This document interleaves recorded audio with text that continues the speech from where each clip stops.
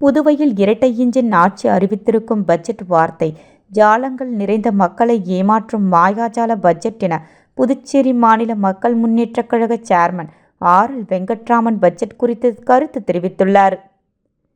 இரட்டை என்ஜின் ஆட்சி என்று கூறி ஆட்சி நடத்தும் ரங்கசாமி தலைமையிலான NR-BJP கூட்டணி அரசு அறிவித்து இருக்கும் பட்ஜெட் எதிர்கால சட்டமன்ற தேர்தலை கருத்தில் கொண்டு தயாரிக்கப்பட்ட வார்த்தை ஜாலங்களுடன் மக்களை ஏமாற்றும் மாயாஜால பட்ஜெட் ஆகும். மக்களை ஏமாற்றுவதற்காகவே விஞ்ஞான ரீதியில் திட்டம் போட்டு தயாரிக்கப்பட்ட பட்ஜெட் ஆகும். விலைவாசியை கட்டுப்படுத்தவோ பெட்ரோல் டீசல் GST வரி குறைப்பு பற்றியோ பட்ஜெட்டில் எந்த அறிவிப்பும் இல்லை. மாநில வருவாயை ஈட்டவோ கடன் சுமையை குறைக்கவோ புதிய தொழிற்சாலைகளை கொண்டு வரவோ இளைஞர்களின் வேலைவாய்ப்புக்கு எந்த அறிவிப்பும் இல்லாதது ஏமாற்றத்தை அளிக்கிறது.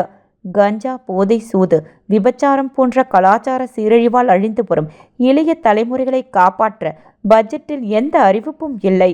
அறிவிக்கப்பட்ட பட்ஜெட்டிற்கு நிதி ஆதாரத்தை பற்றி எந்த விவரமும் இல்லை. புதுச்சேரி வளர்ச்சிக்கான எந்த திட்டமும் இல்லை. மகளிருக்கான உரிமை தொகை 1000 ரூபாயிலிருந்து 2500 அளவிற்கு உயர்த்தி கொடுப்போம் என்று கூறியிருப்பது வேடிக்கையாக உள்ளது. ஏற்கனவே அறிவித்த 1000 மகளிர் உரிமை தொகை விண்ணப்பித்த பல பேர் காத்து கொண்டிருக்க மேலும் 2500ஆக உயர்த்தி கொடுப்போம் என்று கூறியிருப்பது அரசின் அலங்கோலத்தை காட்டுகிறது. ஏழை விவசாயிகளுக்கு, கூலி விவசாயிகளுக்கு எந்த திட்டமும் இல்லை.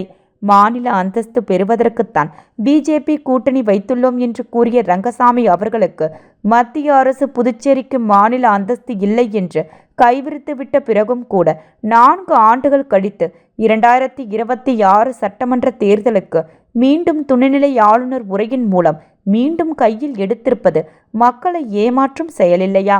பணம் கொடுத்தால் அதை வாங்கி கொண்டு ஓட்டு போடுகின்ற மக்கள் என்பதால் ஆட்சியாளர்கள் மக்களை பற்றியெல்லாம் கவலைப்படாமல் தனது சுய நலத்திற்காக அறிவிக்க பட்ஜெட் ஆகும்.